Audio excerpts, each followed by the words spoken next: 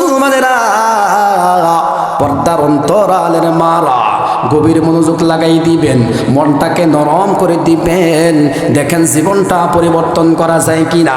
আর মাত্র কয়েক মিনিট আলোচনা করে আমি বিদায় নিয়ে চলে যাব। আমার বাবাজিরা, আল্লাহ পাক রব্বুল আলামিন এই দুনিয়াতে রাসূলকে অনেকগুলো মুজিজা দান করেছেন। তার মধ্যে থেকে এক নম্বর মুজিজা হলো আল্লাহ তাআলার পক্ষ থেকে আল কুরআনুল কারীম। কথা বলেন ঠিক কিনা? রাসূল যখন কোরআন তেলাওয়াত করতেন, সমস্ত কাফেরগুলো এসে শুনতো। অনেক কাফেররা শুইনা মুসলমান হয়ে গেছে। ওই ওয়ালিদ ইবনে মুগীরা যে রাসূলের বিরুদ্ধে আচরণ করত, সর্বদা রাসূলের বিরুদ্ধে কথা বলে বেড়াইতো, রাসূলকে গীবাত করত, রাসূলের পরনিন্দা করত এবং রাসূলকে গালিগালাজ করত। এই ওয়ালিদ ইবনে মুগীরা একবার রাসূলের বাড়ির পাশ দিয়ে যাচ্ছিল।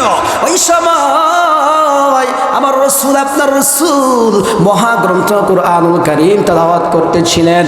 এই সময় ওয়ালিদ ইবনে মুগীরা রাস্তা দিয়ে যাচ্ছেন।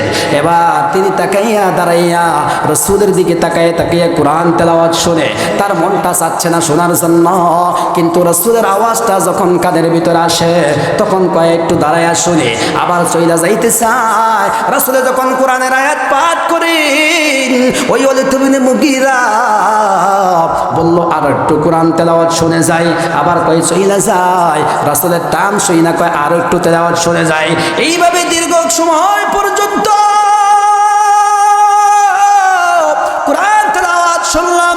এবার কাফেরদের ভিতরে যাই কয়, ও ভাই তোমরা যে মুহাম্মদকে বলো মুহাম্মদ মানব রচিত কবিতা পাঠ করে, আমার দৃঢ় বিশ্বাস এটা কখনো হতে পারে না। মুহাম্মদ যে কবিতা পাঠ করে এটা মুহাম্মদের বানানো কোনো কবিতা নয়, এটা মুহাম্মদ রচিত কোনো কবিতা নয়। এই কবিতা হলো মহান আল্লাহর পক্ষ থেকে প্রেরিত কবিতা। একটু জোরে বলা যাবে কি আল্লাহু আকবার? আর জোরে বলেন আল্লাহু আকবার। এক অপর মুসলমানেরা, ও পর্দার অন্তরালের মারা, আমার আল্লাহ রাব্বুল আলামিন বলেছেন, ইয়া আইয়ুহাল্লাযীনা আমানু, হে ঈমানদারেরা, উদখুলু ফিস-সিলমি কাফা, তোমরা ইসলামের ভিতরে প্রবেশ করো কাফাতান, পরিপূর্ণভাবে। ওয়ালা তাত্তাবিউ খুতুওয়াতিশ শাইতান, তোমরা শয়তানের পদাঙ্ক অনুসরণ করিও না। কেন না? ইন্নাহু লাকুম আদুউম মুবিন, এই শয়তান হলো তোমাদের জন্য প্রকাশ্য শত্রু। কথা বলেন ঠিক কিনা? এই শয়তান হলো প্রকাশ্য শত্রু। এই শয়তান থেকে আমাদের বাঁচতে হবে। শয়তানের পদাঙ্ক অনুসরণ করা যাবে না। কিয়ামতের ময়দানে শয়তানকে যখন আমরা বলবো শয়তান ধোঁকা দিয়েছে, আমি কিন্তু ওয়াজের পূর্বেই বলে দিয়েছি, এই শয়তানকে কিন্তু দোষ দিয়ে কোনো লাভ হবে না। কেননা আমার আল্লাহই তো বলে দিয়েছেন, ওয়ালা তাত্তাবিউ খুতুওয়াতিশ শাইতান, তোমরা শয়তানের অনুসরণ করিও না। শয়তান তোমাদের জন্য প্রকাশ্য শত্রু।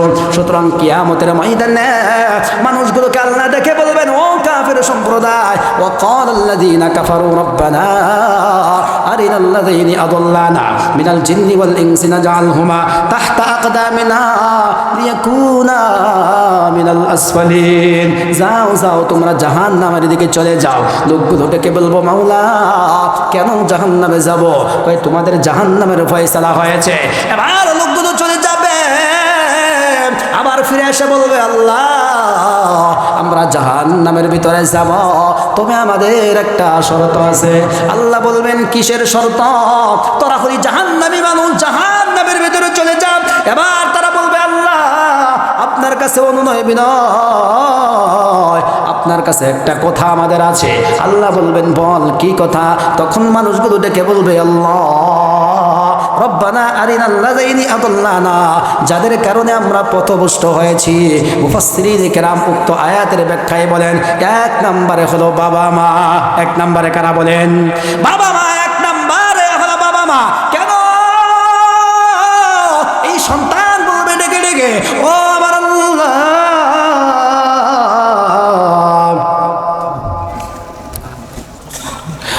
ও আমার আল্লাহ, এই বাবা মাসে 3 দিন চিল্লা করেছে, নেশাব করেছে, বৎসরে একটা চিল্লা দিয়েছে, নামাজ পড়েছে, রোজা করেছে, সব কিছুই করেছে, কিন্তু আমাকে কোনোদিন নামাজের কথা বলে নাই।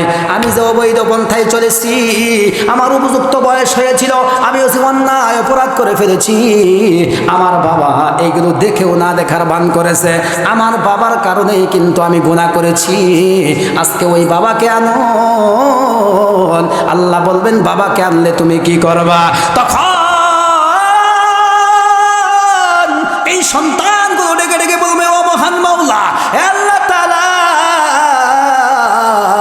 তাহতা আকদামিনা লিয়াকুনা মিনাল আসফালিন, তাদের ঘাড়ের ভিতরে পাড়া দিয়া ওই বাবা মা সহ জাহান্নামে যাব। একটু জোরে বলা যাবে কি নাউজুবিল্লাহ? আর জোরে বলেন নাউজুবিল্লাহ।